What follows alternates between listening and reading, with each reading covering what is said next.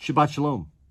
This week's Torah portion, Vayeilech, is always read on Shabbat Shuvah, the Sabbath of repentance, the one and only Shabbat between Rosh Hashanah and Yom Kippur. Fittingly, this Torah portion deals with sin and repentance, with becoming lost on our way and returning to our true selves. Vayeilech means go. This portion, whose name comes from the Hebrew root for movement, is the same root as the third Torah portion, Lech Lecha, the word that began our journey in Genesis with Abraham. Abraham's Lech Lecha marks the beginning of the journey. Ironically, Moses' act of Vayeilech marks the final footsteps.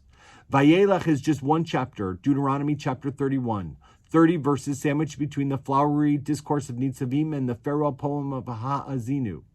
Moses prepares to hand over leadership to Joshua.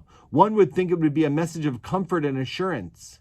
Yet after Moses urges Joshua and the people to be strong and resolute, God informs him that they will fall into idolatry anyways and threatens them with ultimate divine punishment.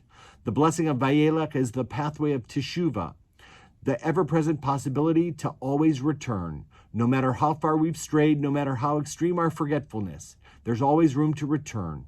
The journey always continues. The same verb, lech, is also used in reference to the shofar that accompanied the children of Israel in the wilderness. The blare of the shofar grew louder and louder. The shofar blast is the call to Abraham to set out on our journey. It's also the reminder that we have the strength and knowledge within us to continue to progress on our life's journey.